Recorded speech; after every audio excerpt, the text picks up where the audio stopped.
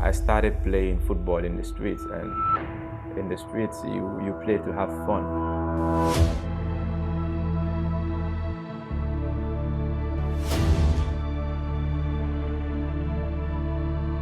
I always had the feeling that I was going to be a football player.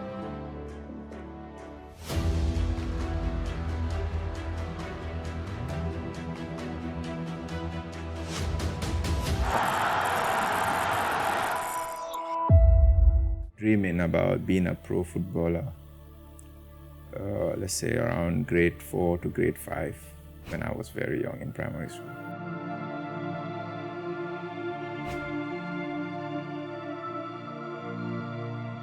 That was when I started playing the school team, and being a young kid those days, there were so many good young players. So if you are selected in the school team at grade 4 or 5, then you know that, okay, you have something special. That was why, even though with all the struggles, I kept going, I kept believing, and I kept dreaming that I'm gonna be a football player, so there is no giving up. Keep doing it, Steve, you're gonna get there. So I kept pushing myself.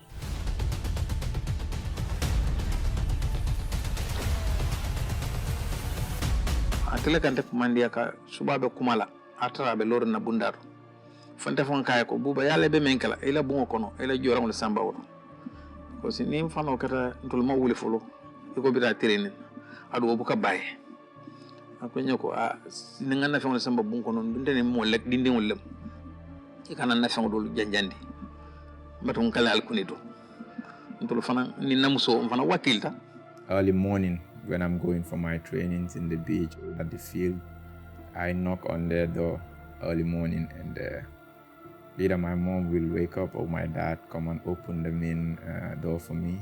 I will get in, get dressed, and go for training. So that was literally it every day, but none of them ever complained. Football ma fe on fe lonje bari ala ya tinal football katanye fenneti me ya lonko na kanu ndu so kono kabirim buba aman ate manyin kuol fango kumase akoto nyol morke ba nyol bra nyol bati nyol jato nyol lamin jet ikata pile la wato men mo ko choti ni katara firo la bitibol bar ni bundu na majo be kere lumen nte olunte bokada ha. I have a very good relationship with my parents. My mom, my dad, and especially my mom, we have a very, very good relationship. We talk about everything. And yeah, she was and she's still a very big football fan, so makes things a little bit easy for me, because if you have both parents that were strict, then it will be difficult. So my mom used to help me a lot.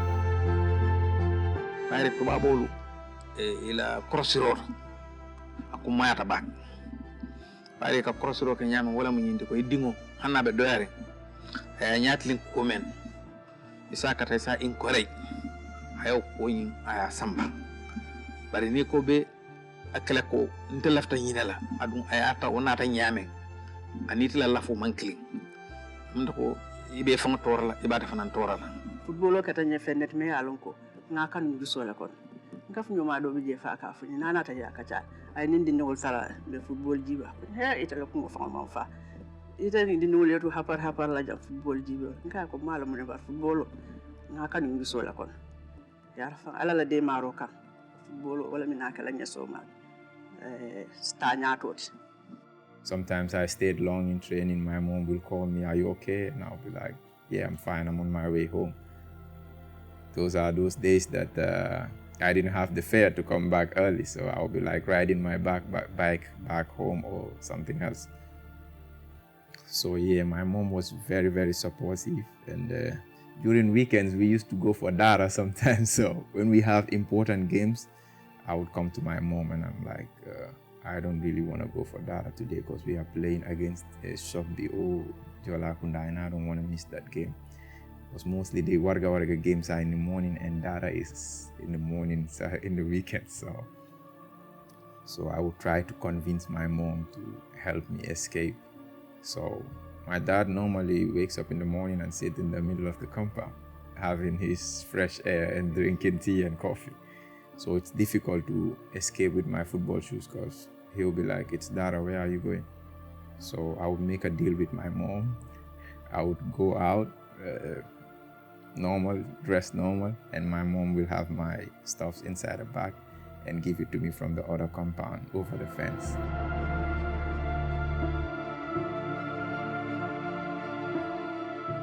ñu ngi amoon suñ teami xale ñu ngi ko tuddee woon young culture because suñ mag yi ñoo nekkoon culture so ñu tudda young culture so ñoo doon play together moo nekkoon suñ scorecard time boobu taxaw si boori post bi rek la munoon nag taxaw benn place ñun ñu def donkey job bi moom mu just tap ko in rek ñu yëkkati ko.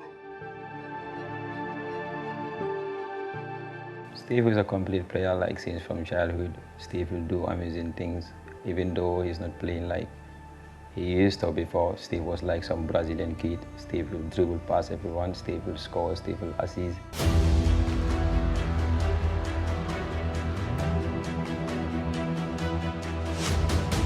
It wasn't easy to shine out, but yeah, like I said, from day one I always believed in myself. I guess this is one thing that really helped me grow into a better player. I always have a very strong self-belief.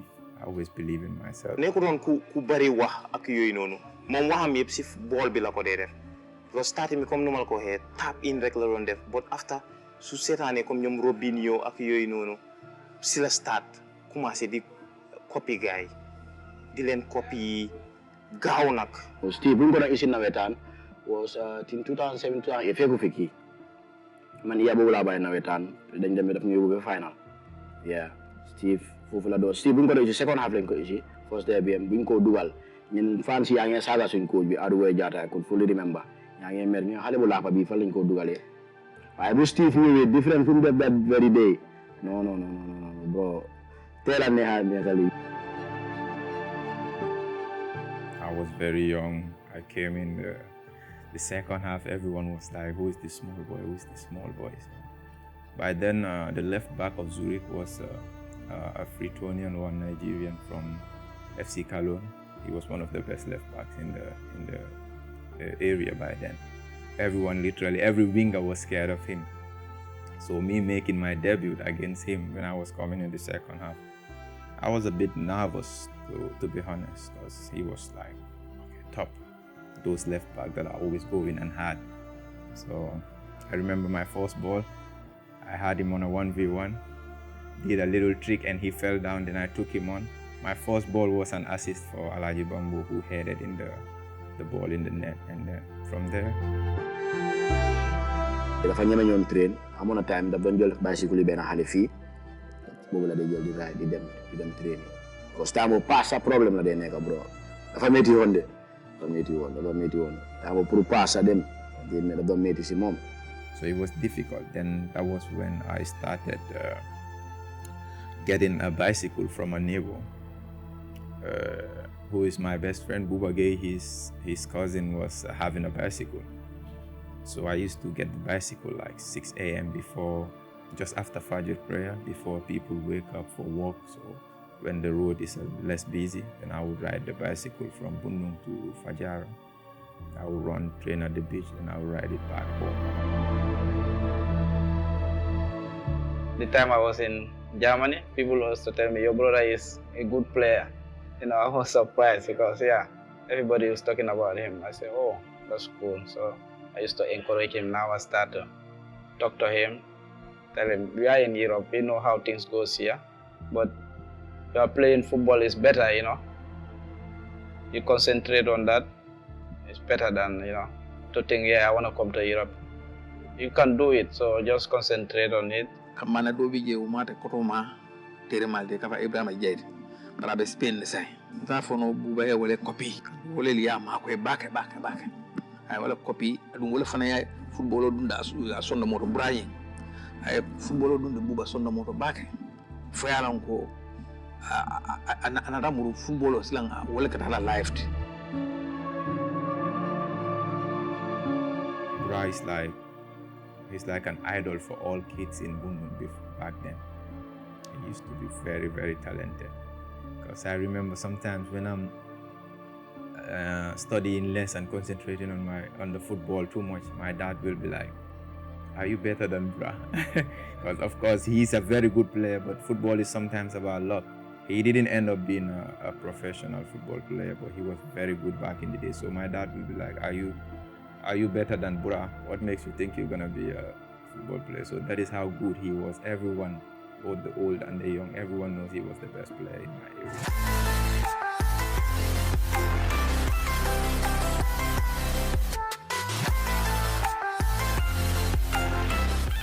I remember going for my first day in Real de Banjul. I came with my bag. I was from the other side, Serekunda East. We were training at Bubacarr, so not many people knew who I was by then. So I came with my bag, and I remember I came very early. We were supposed to train at 4:30 or something. At 3, I was there. But then I came and I saw Bubacarr Sane, who is also now a professional football player. I saw him sitting under the mango tree, and we greeted each other because I played against him in the 2nd division. So I asked him, "Oh, are you also joining Real de Banjul?" So he was like, "Yeah, they invited me to come." He played for Real de Banjul. He did extremely well for the club. He has scored a lot of great goals for the club. Bubacarr was somebody that had a lot of respect for myself, my colleagues in the club, the staff, and all the players. He was somebody that whenever he was injured or absent, would create a great impact on the motivational side of the team. He was a very good goal machine. He scored a lot of goals for the team. He's very intelligent. He is skillful. He has the speed. The talent is there. So I think he was perfect the time I spent with him in Real. We both moved to Real by the same time. And then we came from Zonal Secondaries, and then we moved to Real Banjul. And he was a very talented player, and also we did lots of traveling together in Africa, many African countries like Equatorial Guinea, in Morocco and Liberia, many places. And it was very amazing because we both turned out to be a professional same time. He moved to China, and after 2 months, I also moved to Denmark. And it was fantastic, and he's a very fantastic guy as well.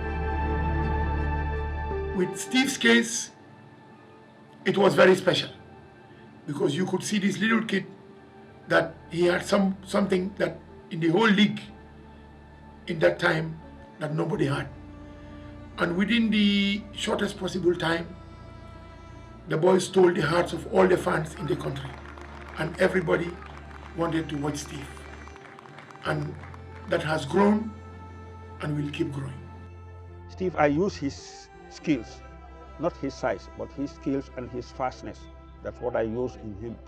If you look at his size, you're not going to pick him. You're going to use him anymore. But just try him.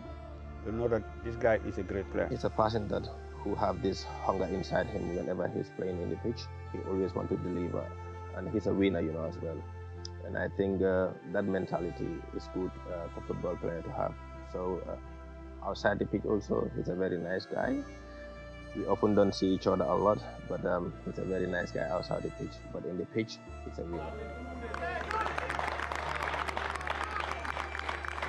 Whenever he scored a goal, he will run to me and then hook me. So that's the time they start saying, "It's your son, it's your son." There were some players, they feel jealous because the way he was with me, they think I was trying to favor him, but no. The players, they see that I always hit him. So it was just like he wanted me to win. He always wanted to see me with victory. We go out with victory. And that was the year that Real de Banjul won the league. So he's always like that.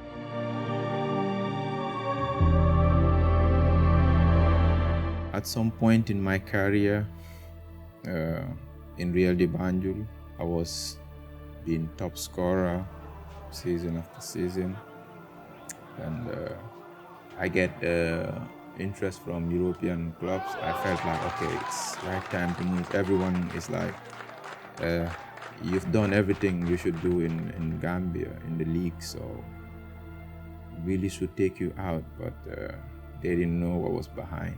This is a kid that we've had a lot of difficulties trying to get him out of the country. It happens. We tried to get a visa for Steve from about 4 or 5 embassies for him to go, because there were other clubs in Europe that wanted him. And we could not get the visa. Every time we went for the application, it was denied. We went as far as Ghana, some Schengen embassies, Nigeria, Bamako, Senegal, everywhere we went, the boy was denied a visa. Steve was actually playing for Really Banjul in the Gambian Top Flight League, and at the time, I remember I was a journalist, working for one of the big media houses back in Gambia. The president of the club, that's Really Banjul, actually invited me over to his office, and he wanted me to do some PR stuff, for him. So when I came over, I more or less transformed the media department of the club, boosted the image of the club and all of this. And from that time, it was when I told him, listen, I think I can go the extra mile and do something extra. And something extra was starting to invite agents, starting to create CVs of the players, and Steve was part of it, making their videos, and then started sending it to different agents and clubs, telling them about this particular player who is very, very good in Gambia and one of the best in the Gambian league. So that's more or less how we started. And yeah, we've been fortunate enough to have some agents who came over, saw him. He actually had some offers, by then when he was in Gambia, to go to Sweden or clubs in Norway. We actually had also a club in Finland, but unfortunately, he didn't. He wasn't lucky, to be issued visa, to go on trial. There were always interest from clubs in Europe. Agents come see me, they like my game and they want to take me, but Africa, it's not like we just go to the embassy and get European visas. And I was one of those kids that was very, very unlucky when it comes to visa applications. I had my first invitation from Sweden, a top club in Sweden. I went to Senegal, did all the paperwork. I was denied a visa. Then Spain came, Real Mallorca. I was denied a visa. Norway, I was denied a visa. So during those days, it was very difficult, because sometimes I would be denied a visa, and then another player will go and he will be granted the visa. So I was like, is this really gonna happen? But knowing me, I am very, very strong mentally, and I always have faith in God. And yeah, I didn't easily give up. Still now, I don't easily give up. Whether it's a good weekend in the league or a bad game for me or not, I still keep my head up and keep going. I remember he went to South Africa to a club called Santos FC. And when he was at Santos, he actually had a trial with the club. He was very much loved in Santos, in South Africa. At that time, Santos was in the PSL, which is the Premier Soccer League, the top league in South Africa. But then I remember back then, the president of Really Banjul, who is still the current president, William Abraham, and the guys at Santos couldn't agree on a fee for him to go. And for me, to be honest, South African League for Steve was not the right move. Luckily for me, when I was going to South Africa, by then Padembo Toure, the ex-national team goalkeeper and captain, was playing in Santos, which makes things a little bit easier for me. So I went, Padembo was there. He was a key figure in the team, a big player, so it was easy for me to have love around, because Padembo is big. So yeah, it was easy for me to settle down. I trained with them first week, played a test game against one of the biggest clubs in South Africa, Ajax Cape Town. And I remember it was a rainy day, it was cold. I wasn't used to that weather. I was in gloves. I scored the first goal of the friendly game. We won 2-1. I scored the first goal, and then I started gaining so much confidence, and I had confidence around my players too, around my teammates, and it made me feel good, and that was how I started settling in.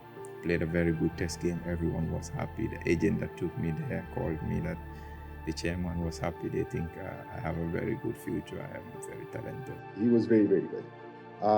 At that point already, the chairman of the club was very keen on signing Steve, and he even said that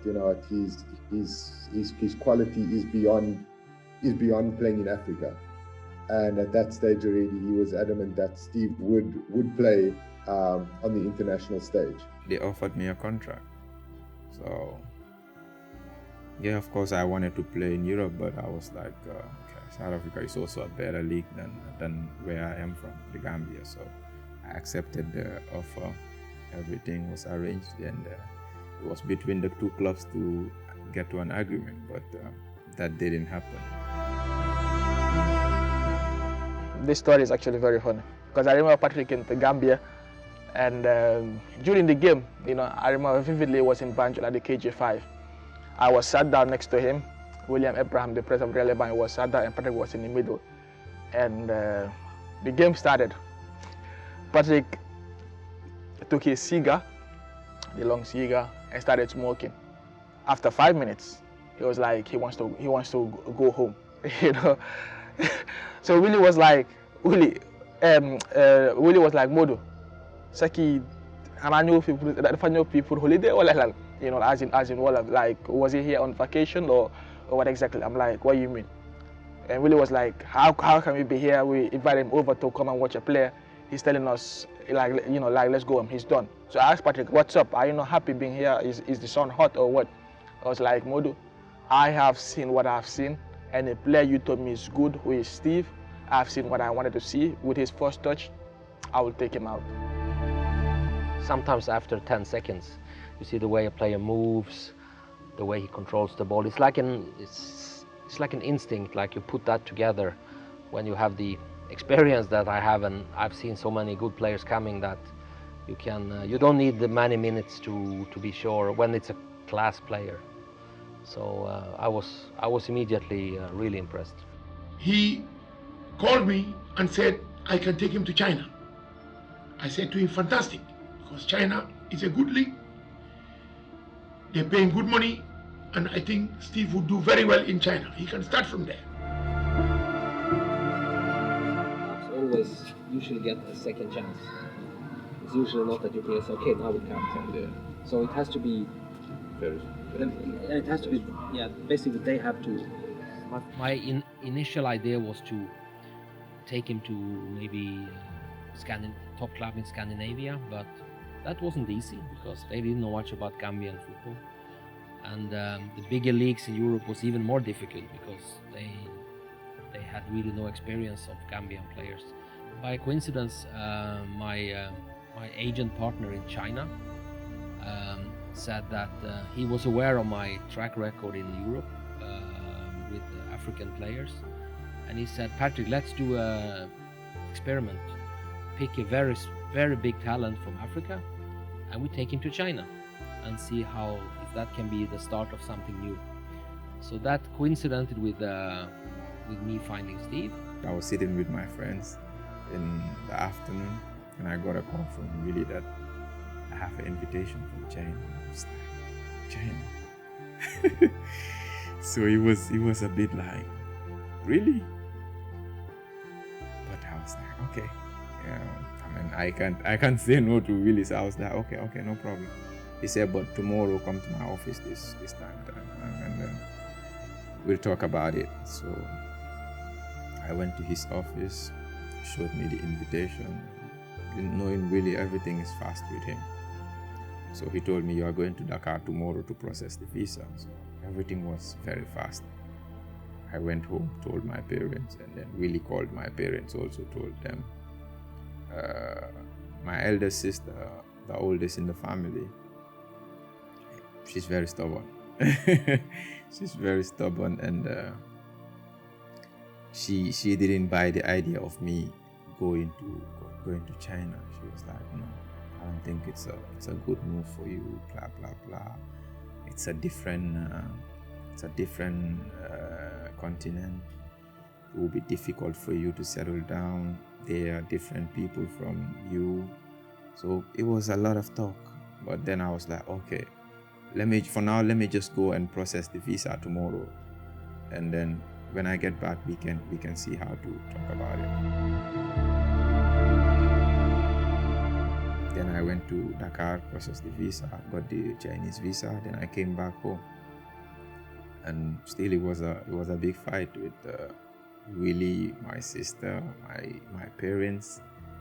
Literally none of them wanted me to go to China, and people were all also saying to my parents, don't let him go to China, because this guy is the best player in the league.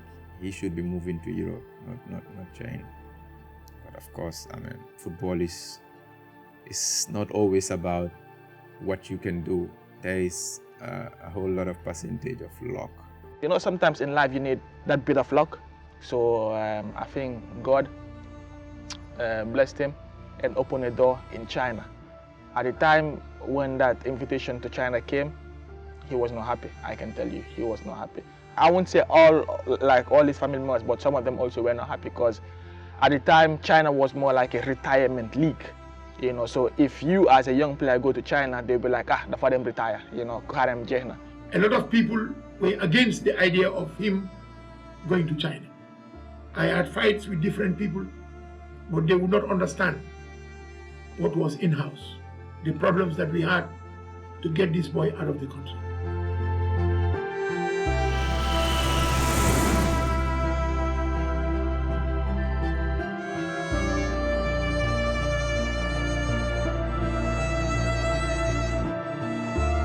My story is always unique in the media in China and football fans in China, because in China, everyone knows that they only buy big name players from Europe. My case was different. Being the first player to come out from Africa direct to the Chinese Super League was like, oh, wow. Everyone was like, who is this kid? How special is he that Hanzo Greentown will sign a foreign kid from Africa who has not even played professional football yet? I was told that there is a club in the second division who wanted me on loan. So I agreed. As a young player, the coach told me it's good to go, have some experience, play, get some game time and develop yourself more than sitting here training with us and playing with the reserves. So I agreed, and that was how I got the loan move to Yambian. I went there for a season-long loan.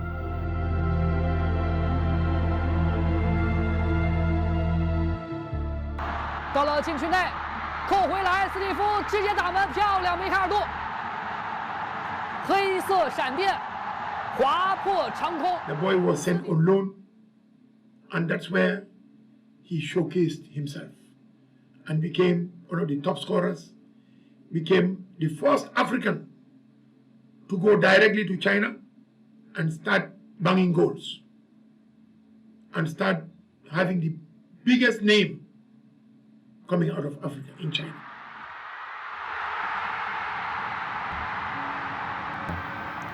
I went, and that season, my parent club, Hanzo, were struggling in the league, and I was scoring week in, week out in the second division. Then at the end of the first round, they wanted me to come back. But then I already established myself in Yambian, and I was enjoying a very, very good season. So I said, when Yambian told me that Hanzo looking to get me back, I said, no, I want to stay and complete the good season that I'm having with you guys. So both teams stopped, and Yambian insisted that I have to complete the 1 year loan that they signed. So I was allowed to complete the loan. I scored 17 goals in 24 games that season. And yeah, that was how everyone get to know about the young kid from Gambia all the way to China. 给的不错，这一下的机会打门，史蒂夫回 The 头。 love I have from China, I don't think I would have that love anywhere in the world. I don't think, no matter how good I play anywhere, I don't think I will have that love again. Chinese fans were literally obsessed about me. They always want to take pictures with me. They were always on my social media showing love.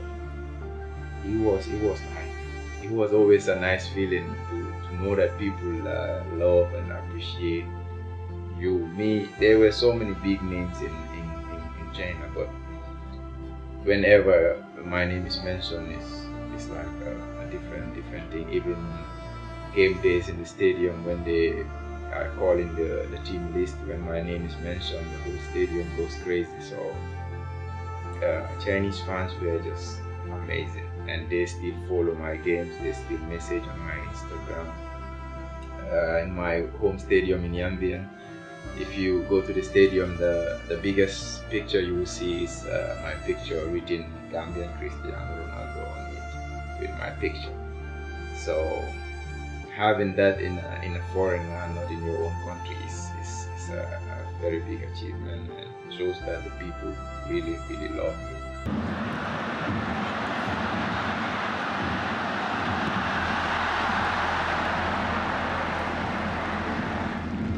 It was like a very great feeling, and Felipe Scolari was sent off before the game ends. But after the game, before he got to me, another player, one of their players came to me and said, "We've been watching your videos all week, but you still managed to score a hat-trick against us. Congrats, blah blah blah." And as I was going to take the match ball, because I scored 3 goals in that game, then Felipe Scolari walked from me from outside, because he was sent off, so he was supposed to be outside. He came back inside the pitch, walked straight to me, so I was surprised. And he came to me. I still have that picture in my phone. I would never lose that picture. He came to me, told me same thing that the player told me. He told me, "I've been showing your videos to my players all week, but you still managed to score 3 goals against Guangzhou. Congrats, you have a very bright future. Do not stop, keep going. You will get to the highest level." And I said, "Thank you very much."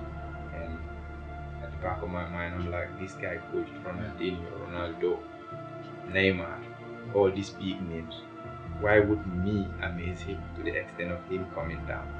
So those words that he said to me, always, I keep those words always at the back of my mind. 到了禁区内，扣回来，斯蒂夫直接打门，漂亮，梅开二度。黑色闪电划破长空，斯蒂夫。My best goal in Gambia was the Rabona goal that I scored right before my debut for the national team. We were playing against Beijing Enterprise in the 2nd division. After that game, I was supposed to fly to Gambia for the national team games. Gambia against Cameroon, it was supposed to be my debut game for the senior national team. So I guess I was in a very good mood, and I scored a Rabona. It was it is like my best ever goal since I signed professional. So I scored the goal in the second half. We ended up winning that game 6-2. I scored 2 goals in that game. But scoring that goal, because I'm the type of player that always like to do tricks. So I've always been doing it in training and stuff. So it wasn't like something big to me that, okay, I scored a Rabona, okay, I've been doing it in training. But then the next day I was supposed to fly to Gambia for the national team game. So I woke up in early morning, went on the flight, and I was supposed to fly to Brussels, then Brussels to Gambia. So when I got to Brussels, I had internet, went through my phone, and I guess the first message I saw was Willie Abraham, my former president in Real Banjo, who is my godfather, sent me a link of Euro News talking about my Rabona. So I was like, really, what's happening?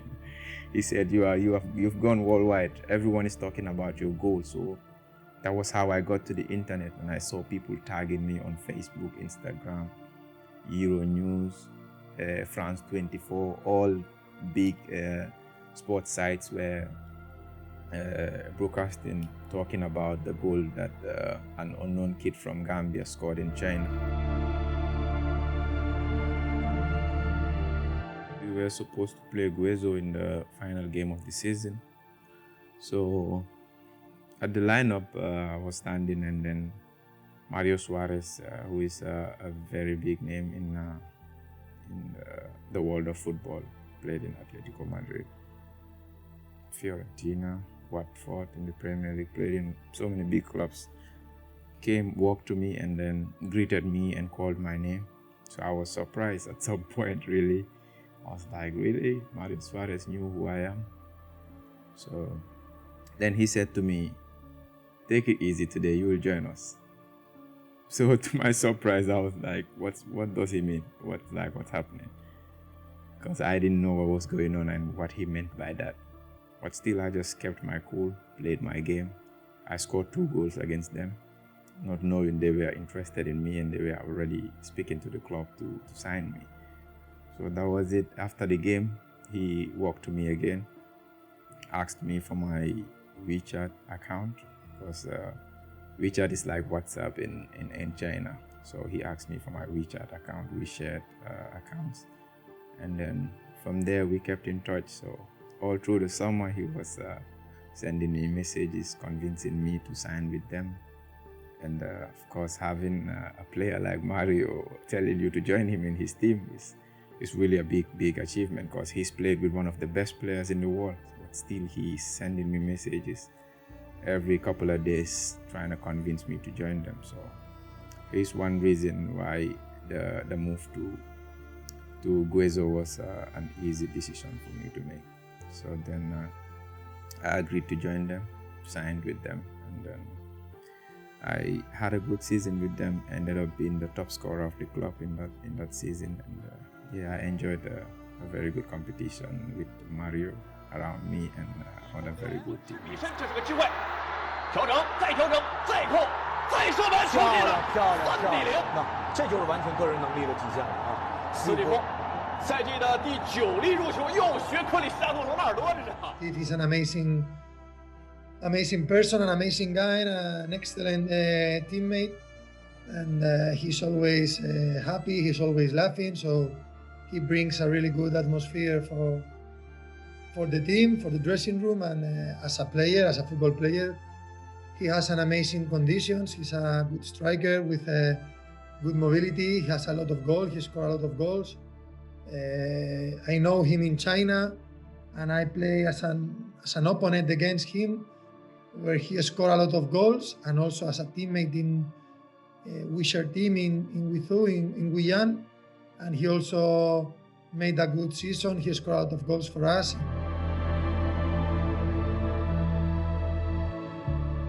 Steve in China in Guizhou was a key player of the team. We knew at any time in the game he could make something, like score a goal or make an assist.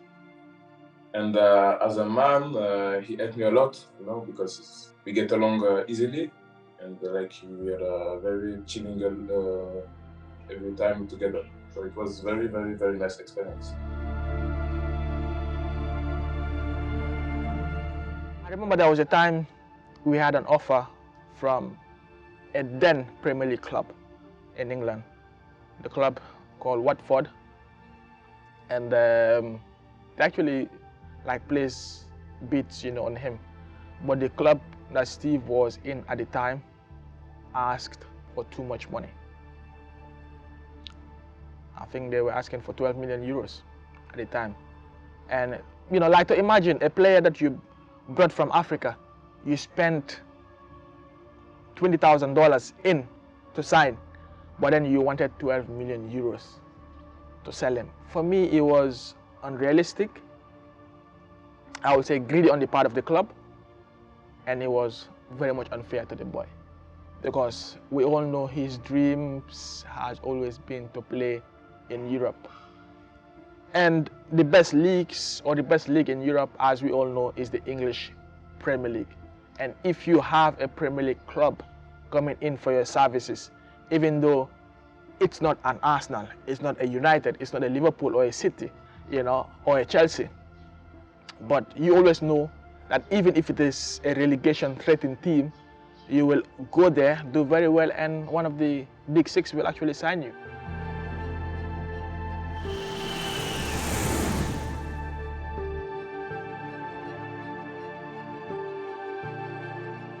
It was a tough situation.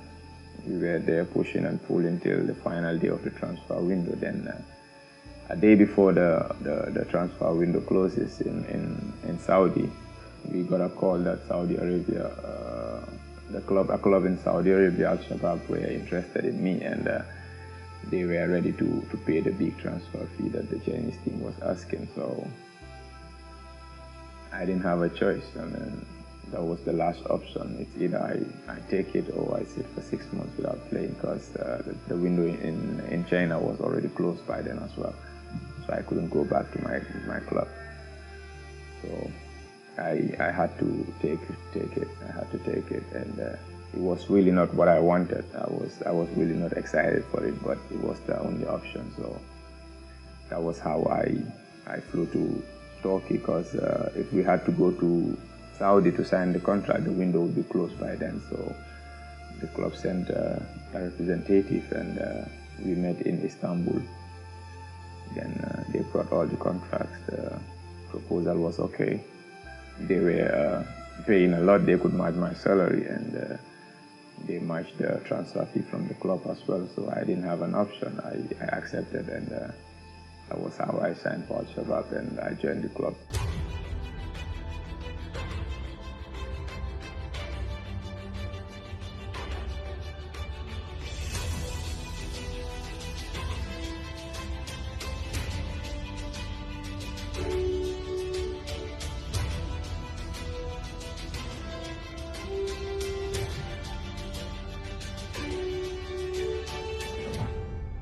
Getting to Saudi Arabia, it was, you are in a country and in a club that you were not really ready to go.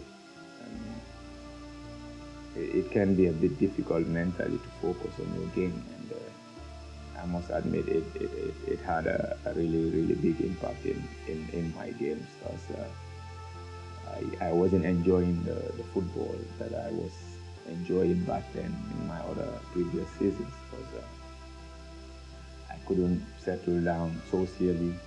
It was difficult for me, and I found it very difficult to settle down there, and I wasn't enjoying the football. I played just a season with them, and I demanded from my representatives that I want to get out of this place. I want to go out and go somewhere that I would play football and enjoy myself as well.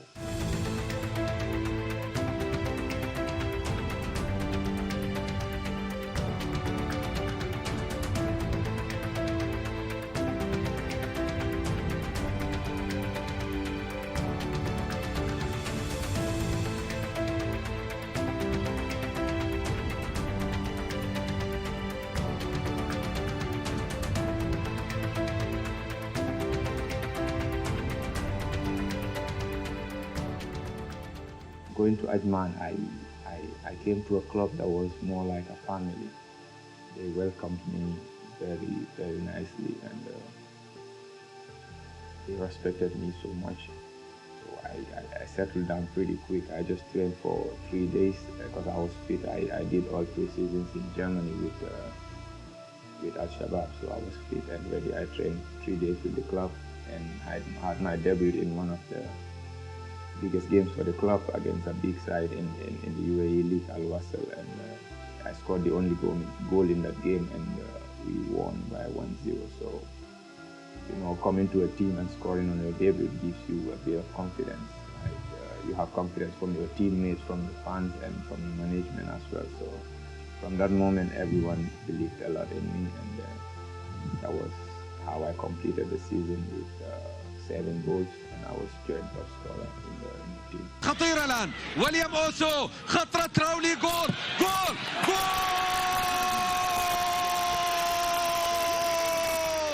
He's a great player, with a big passion to football and his desire to be the best. He wants to improve, and it's a big pleasure to work with this such fantastic player like Steve, because he's working very hard outside the field, on the field, and this is fantastic experience to work with him. In the field, he's a good player. He helped us many times in the matches, especially in this season.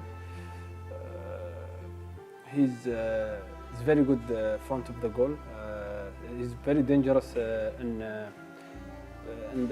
inside the box. He's good tactic also.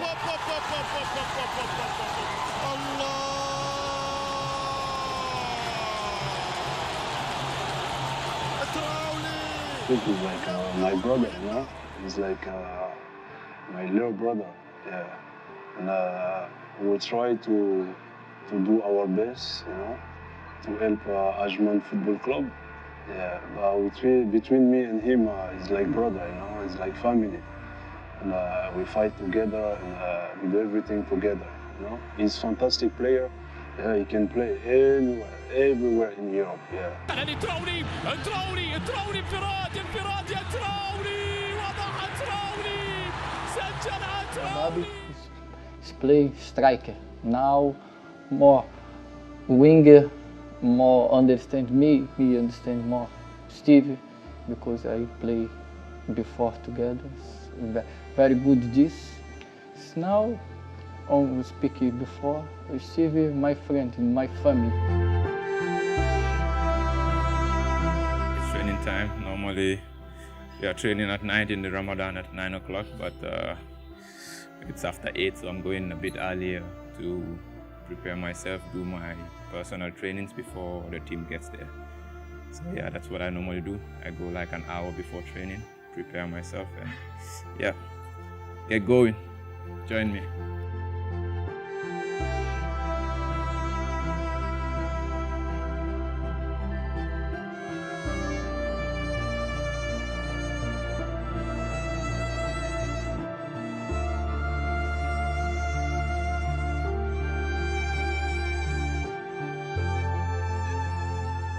To the Ajman Sports Center, where we normally have our training sessions. As we know, UAE is a Muslim state.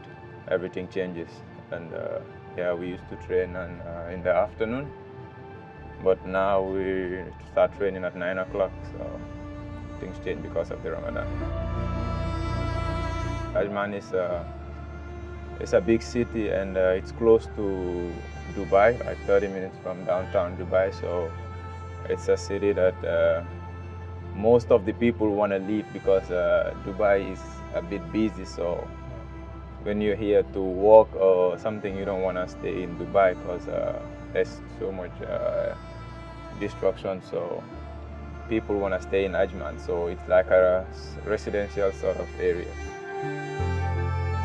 As a foreign player in the league, because they allow each team is allowed 4 foreign players, so the expectation is very high as a foreign player in the league. Not only Ajman, but in all the clubs. So when you're a foreign player, you are expected to do all the magic and stuff, literally. So it's not easy. The expectation is high, but I mean, that's part of the game. I mean, we come from outside, so we have to prove that we are good players for them to have us in their team. So it's not easy, but we cope. So. Those extra things that you do, I mean, there are little things that you do, like 30 minutes trainings extra, but those are the things that makes you a better player than your mates. Those are the little things that get you better in your game.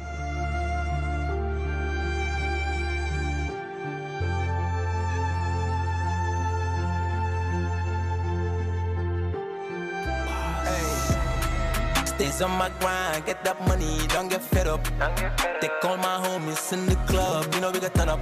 Man get sumayon, man get them yum yep, them a kali. Still I'm balling harder, like I'm Steve Trawally. Bubacarr Trawally. still I'm balling hard, like I'm Steve Trawally. Bubacarr Trawally, said I'm a superstar, like I'm Steve Trawally. Too flat, too wavy, hustle every day, going for the money. The excuse come pay me, most of the niggas be talking funny. Count on the money, stack on the cash, every day. If you want to be a better player, there are some small things that training with the group can give you. So you have to like do a personal training or get a personal trainer to help you develop this little stuff.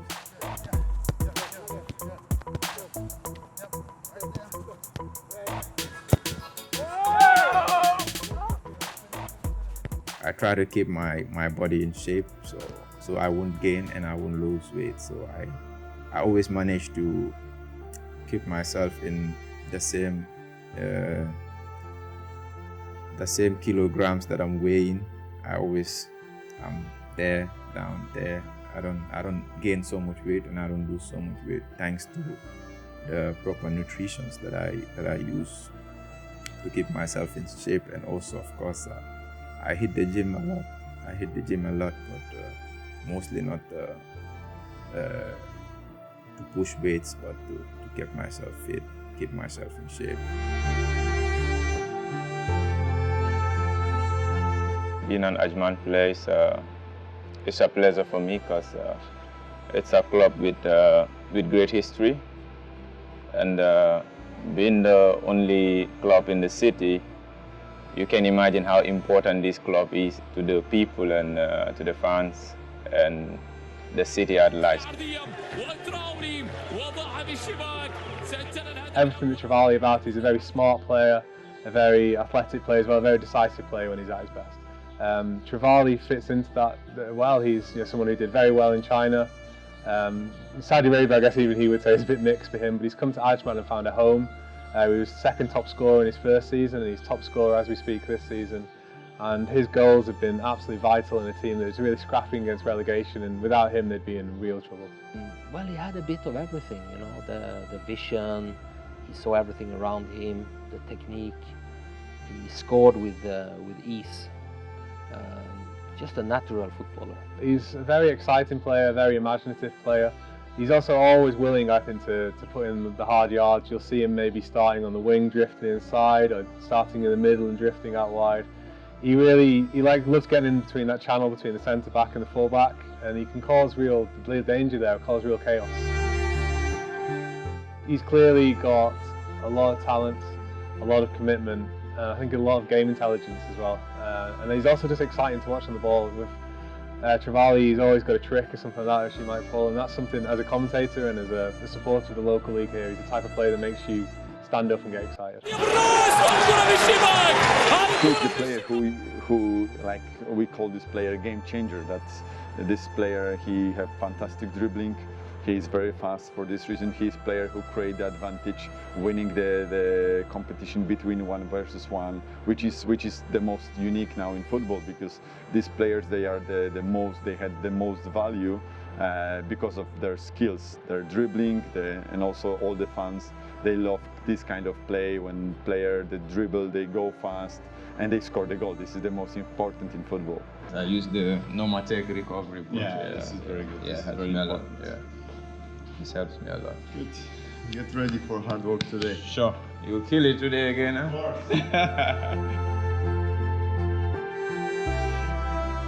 Yeah, I have a very good relationship with my teammates and the physical coach in particular.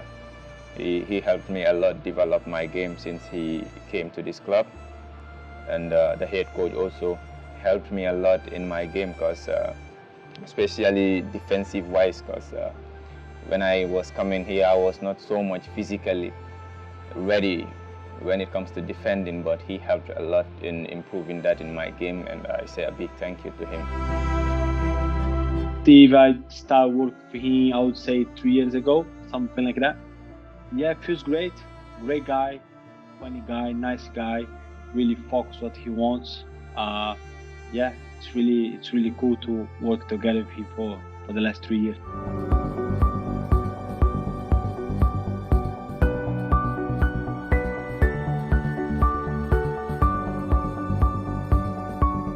We started training when I was back there in China. And from training with him, I saw a lot of difference in my game. Strength-wise, explosiveness. Then he improved me a lot. And I said, okay, I think I need this guy to take my game to another level.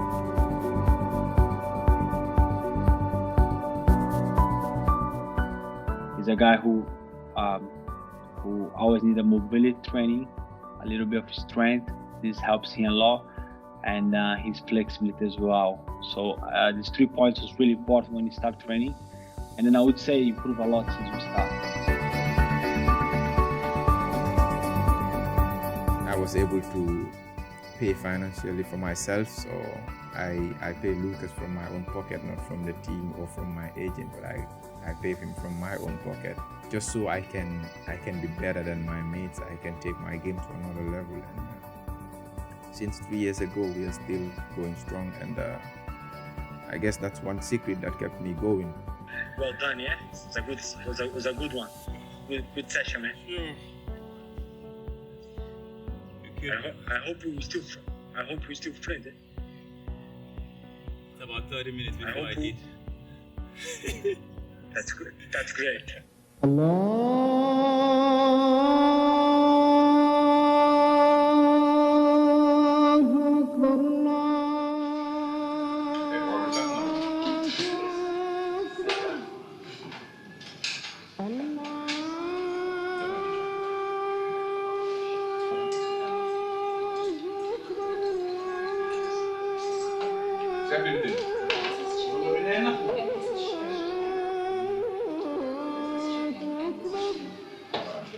أشهد أن لا إله إلا الله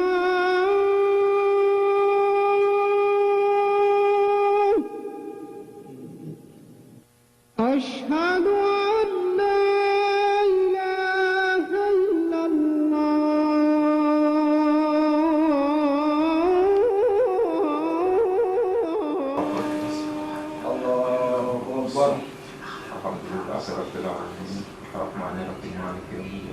Knowing me, I came from a religious family. My faith is one thing that keeps me going, because learning and studying the Quran, you tend to believe that everything happens because of God. So when you believe in God and the Prophet, you don't take things so much personal. So I am like I said, I am from a religious family, and yes, I have strong belief in Islam, and I have a strong faith in Islam, and I pray 5 daily prayers. I try as much as possible not to miss any prayer, and same thing I managed to apply to my house, my family, and I hope my kid will also grow to be a very good and responsible Muslim. So yeah, my faith is very strong, and it keeps me going too. Family man now si mom dafa dine dafa julite abde juli boy bi abde juli bro in our life ak lo mundi am su si juli boko rek you are zero, you are nothing. Do mi juli abde juli, this I appreciate abde order abde juli lumbu bala.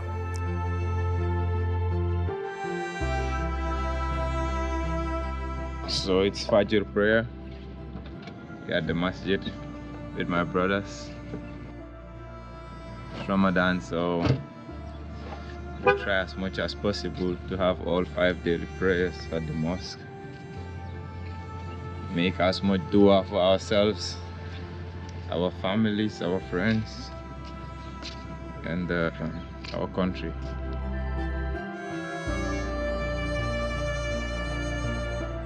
We've been together for almost 4 years now. We've been married for 2, and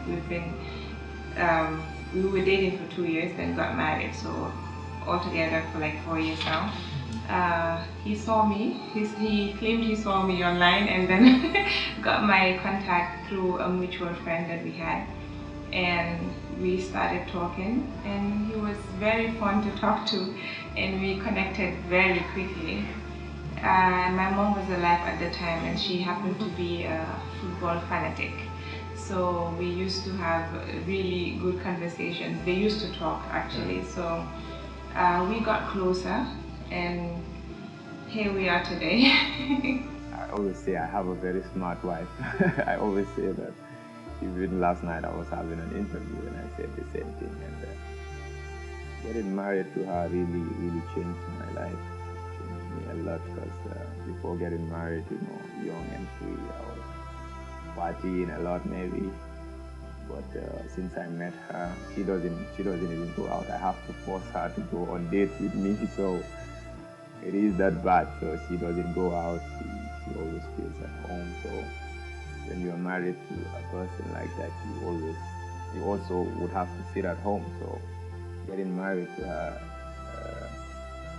really calmed me down, made me more focused on the game,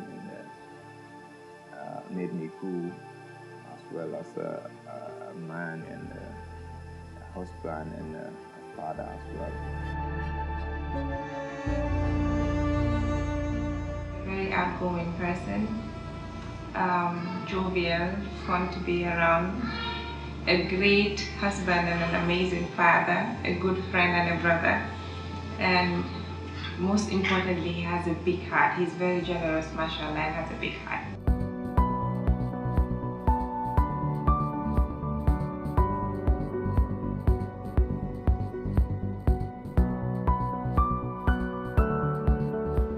Most of the times, being a football player, you tend to spend less time with the family, especially during the season, training, traveling for away games, going on camps here and there. So whenever I have a day off or a couple of days off, I try as much as possible to spend most of my time with my family, especially my boy, because we don't have much time to spend during the season, because sometimes I wake up for training, he's asleep.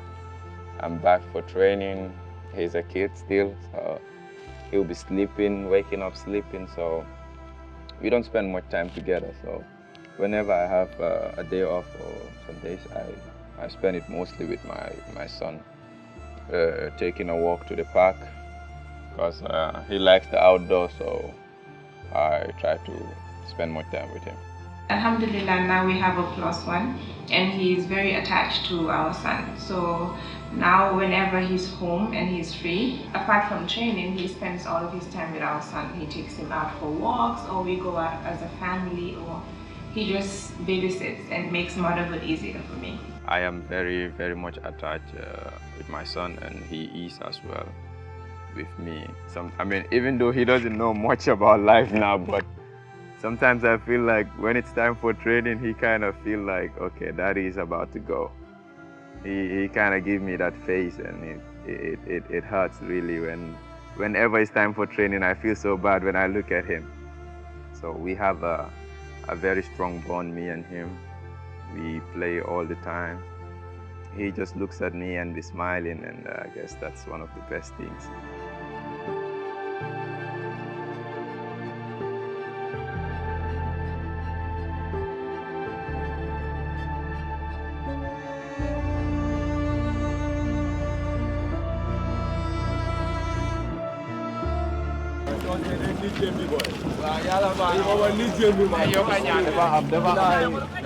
This game meant a lot to the people of the Gambia, because coming to the Angola game was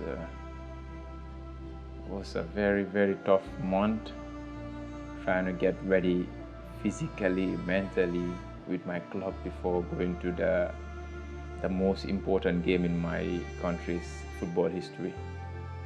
So I prepared really well towards that game, tried to be at the maximum level of concentration.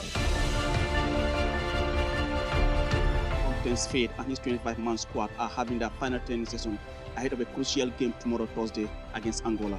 This game is quite crucial for the country, because a win for the Gambia coupled with a win for Gabon will automatically secure the Gambia its maiden qualification to the AFCON tournament in Cameroon 2022. The game is quite important because the Gambia has never qualified in the AFCON tournament, and hopes are very high that this time around the Gambia will make it to the AFCON tournament. I started in the bench, and me on the bench, I'm normally always nervous because I'm not used to being on the bench. So when I'm on the bench, I have so much pressure. So yeah, the first half was not the game that we expected. Angola were pushing, and it was not really good. So I was very nervous on the bench, pressing myself.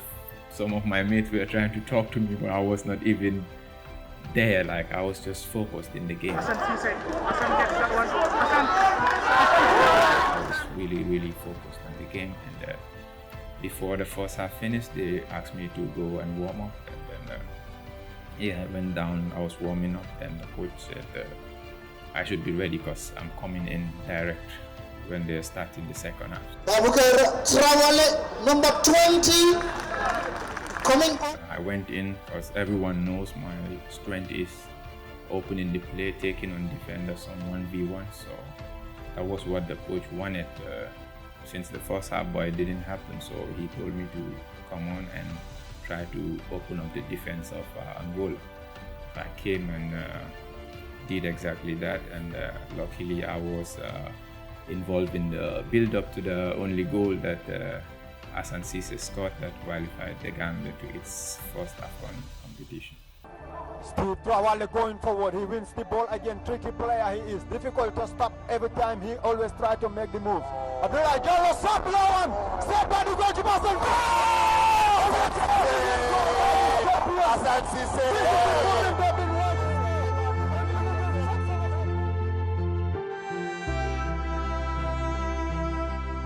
Super sub, not the goal scorer, but the architect of the goal.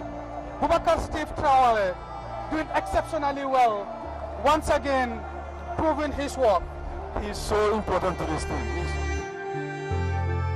After the final whistle, like I can't even explain what I was feeling. I don't even know. Tears just started dropping from my eyes. So it was like it was a feeling that was just too much, because I mean, this is what I've been dreaming of since I was a little boy.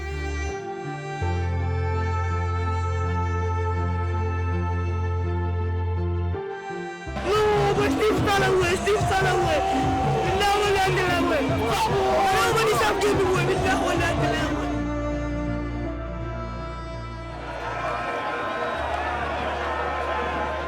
Trawally, is one of those boys that can change a match from nothing to something. Steve is a revelation. Fans' favorite, talented. Whenever Steve comes from the bench, he rescues the Gambia. What I have to say is, today's game, he is our savior. He put his name in our record. He's the game changer. Steve Bubacarr Trawally. I will always pray for you. This kid is special.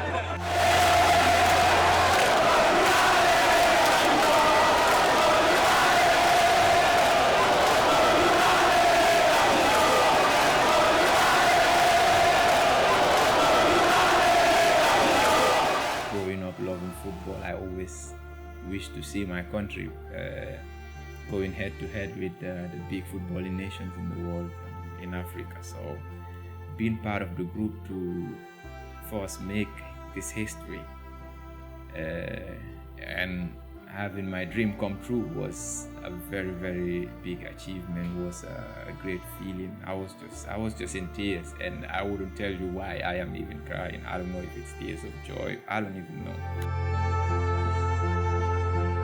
He has a great talent, and if he works hard, he will for sure reach the top level. Like today, everyone can witness he's a good player. Everybody in this country knows his qualities, and you can see it in the national team pass games, how he played. He did very well, and we are all proud of him.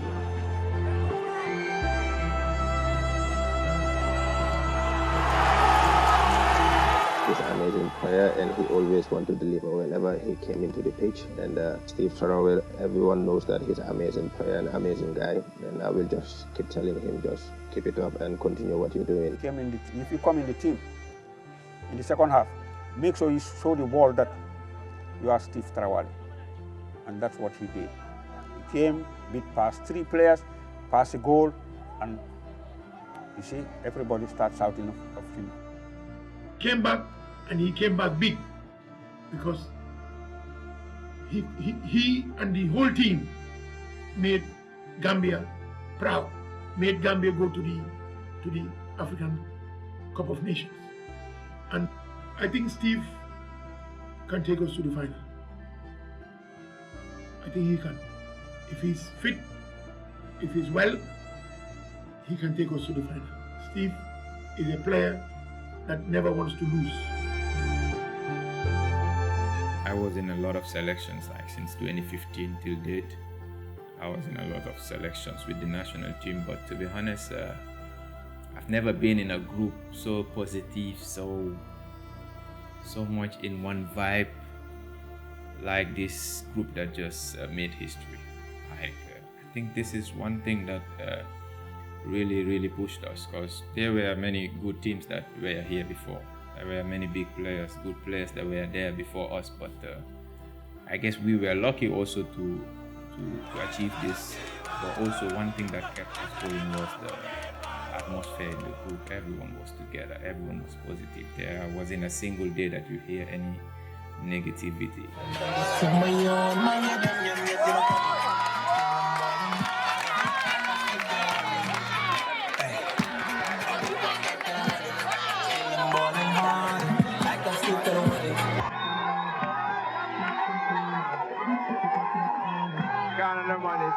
Every day is a fun day.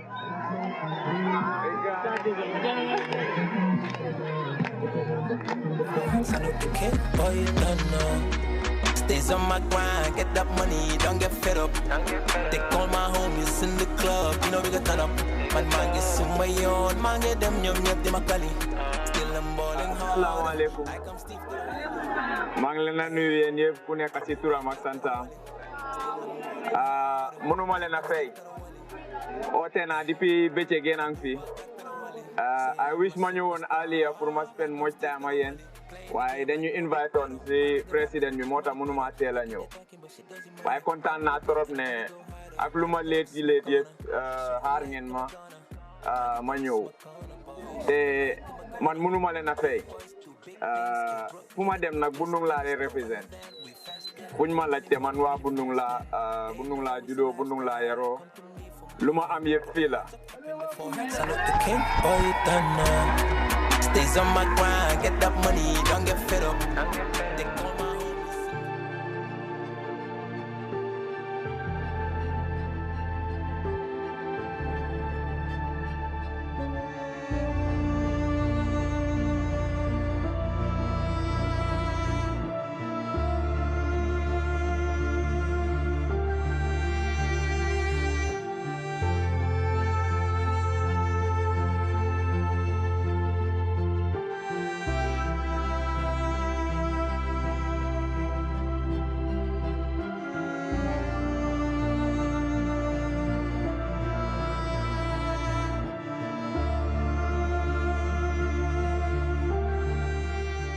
Seeing these kids at a very early age losing their parents, most of them, would be something difficult, very difficult. So that is why no matter how busy I am, no matter how tight my schedule is when I'm in Gambia, I always find a day to come here, spend some quality time with them, have some fun, make them laugh, and enjoy with them. So it's always a pleasure to be here.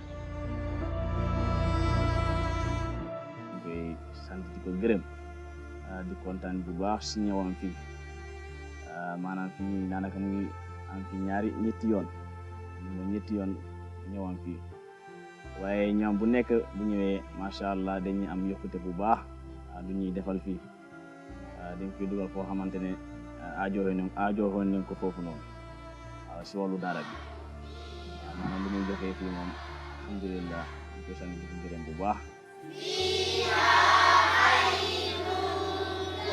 The first time we came here, we didn't even meet like we always met this mosque on a small room of 3 bedrooms, I think, without no bed. So when he saw it, so he went back home and said, "Wow, I'm gonna stand for these kids." And all of a sudden, then they start doing this construction business, and these materials are like mattresses and stuff like that. So it's a very good initiative for him, as a friend, as a brother. So only Allah can bless him.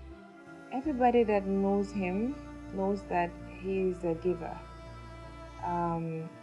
He loves to help people, and we thought, why not do it through a foundation? Like I said the last time, the foundation would help him connect more to his people. It's beneficial for him and for the people as well, because through the foundation it will make it easier for people to come to him to ask for help, because he cannot know, or we cannot know everybody's problems. So before, he would just help what he knows of. So maybe there were people that were sitting in their corner and didn't know how to approach him. So now it's easier for people to seek help through the foundation. He would know what he's doing, and financially it makes more sense that he can keep track of his records. So I took the initiative of making sure it was done. We registered it, and now it's going fine.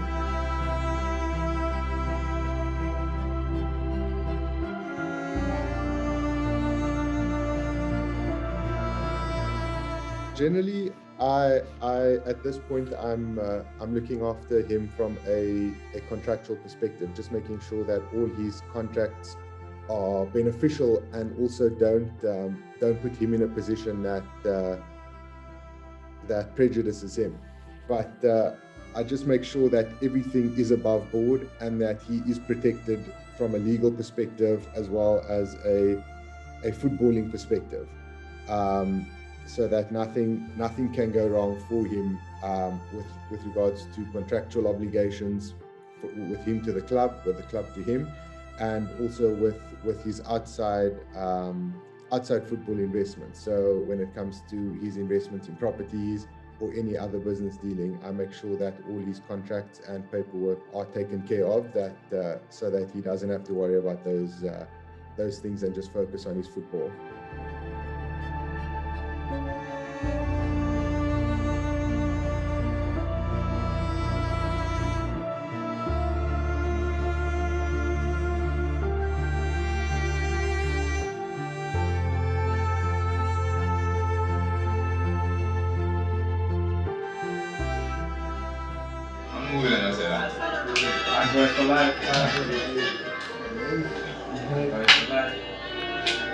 This is my favorite place, but I'll excuse you today. So yeah, I spend a lot of time in this room as well, watching movies with my boys, and mostly with my son and my wife. We spend a lot of time in this room because the boys are mostly upstairs and it's too much noise for my son, so I spend most of the time with him in this room, watching movies and some cartoons sometimes. We grew up playing soccer together since I was very young. I see Steve every day as a motivation. I also play football. So I mean, he has a passion for it since he was very young. I have a big collection, and there are a lot more that the guy who makes the frame is fixing, and we have all of them all around the building. So, yeah, this is like my chill spot. This is a jersey that I wore in 2016 with Gambian. And that was my first jersey as a professional player. And my first game was with Gambian, and I scored a goal with this jersey. So This jersey means a lot to me. And that one is from Vejle, from my younger brother Fode. He plays in this club in Denmark. And the other one is Suhail Ali. He's a South African player.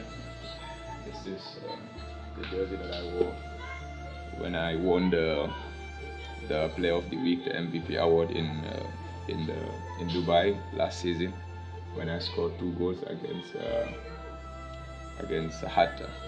That was the jersey. So this is a jersey from a team in Estonia. This is Yusuf Anjay from Boavista. He gave me this jersey, and we've played together in Real de Banjo, so he's a very, very good friend of mine. And this is Cristiano Ronaldo, a shirt that was worn by him in this season's games against Sampdoria. So I got it from Omar Colley, because everyone knows he's my idol. So when we went for the national team games, Omar surprised me with this shirt. So Cristiano wore this shirt. So this is one of the most important frames here. And this was the jersey that I wore in the famous qualification game against Angola. So it's also one of the most important jerseys as well. And the other one was the last game against Congo in the AFCON qualifiers as well. So these two also means a lot for me, because the Gambia never made it to the AFCON. So being part of the group that made history, I think every little piece would mean a lot. So these two jerseys, these 2 frames means a lot to me. This is my trophy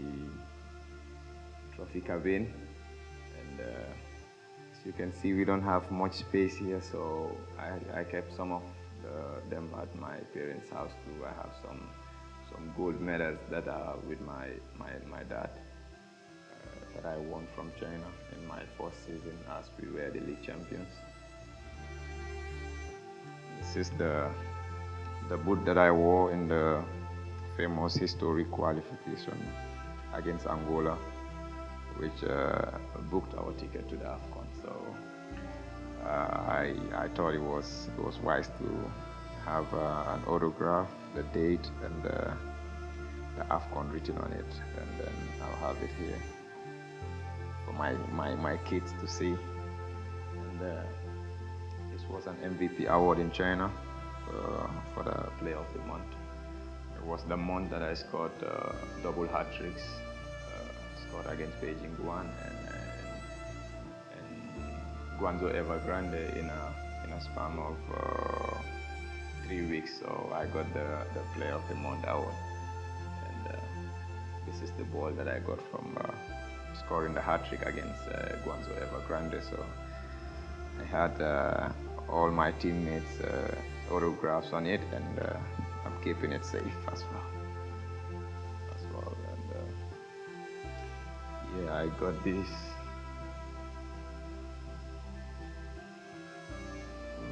It's a bit heavy. Yeah. I got this last year. Also a Player of the Week in the AG League Fantasy Top Scorer, Week 11. It was the week I scored, I think, 2 goals and assisted 1 in a game against Hatta. So I won the Player of the Week award. And so this shoe means a lot to me, because as you can see, it's written Robs on it. It's one of the kids that were very, very close to my heart, and unluckily he passed away last year. And he used to love Nike, and he lives in the US, so every time I go on vacation, we used to train together. And the football boots that I used a season before going on vacation are always given to him. So after he passed, I felt like this was the first shoe that Nike released after his death. So I printed his name on the shoe and write a couple of notes and autographs on it, just to make sure he still using the Nike even though he's not with us. So he's a kid that means a lot to me, and I always try to have him in mind.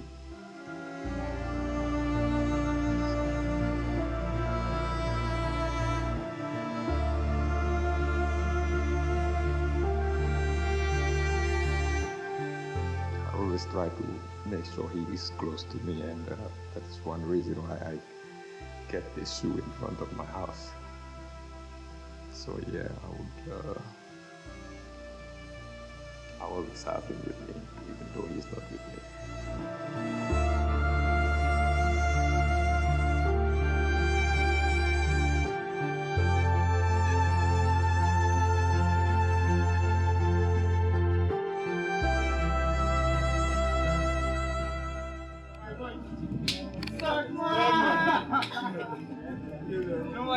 This is where I normally use my time offs to relax and drink some attire and have some football chats with the boys. It's always a nice banter out here because we have Bayern Munich fans, Real Madrid, we have all teams here, so it's always a good vibe here and always feels good to be here. So whenever I'm on vacation, I always find time to come and spend time with the guys that have always supported me from day one, always been behind my back, so it's always nice to be here. Started back then in the streets because his elder brother is one of my best friends. So I used to go to their house. So what I normally do is sort of a mini post, three outside with his sibling, 4 days. So normally what I do is I used to support 4 days team. So whenever he score a goal, I'll pretend that I didn't see the goal. And he will be like very mad. Then they talk fi watan re togn mon na ku bari ku buna togn na. Yeah. Mun na togn bu baax ba. So lol motax comme bu su démé always suñu amé break fo mu ñëw fi, you know. Yeah, ñu feel ne faata woon ñu ba légui. Yeah. Lu fa nekkon ben tay mo fa nekk.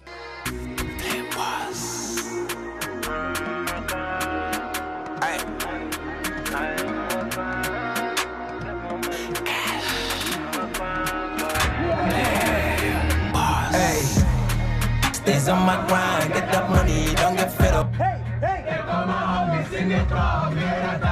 Man mangi sumayon, mangi dem nyom yep di makali. Still I'm balling harder, like I'm Steve Trawally. Still I'm balling harder, like I'm Steve Trawally. Bubacarr Trawally, said I'm a superstar, like I'm Steve Trawally. Too flat, too wavy, hustle every day, going for the money. The excuse come pay me, most of the niggas be talking of funny. Count on the money, stack on the cash, every day is a fun day. Don't play, we grinding on a Sunday. Turning up, we got turn up in flames, you know we got burn up. Turning up, we got turn up in flames, you know we got burn up. They know it's a lifestyle, come to me for more. Put your hands up in the forehead, salute the king, boy you don't know. Stays on my grind, get that money, don't get fed up.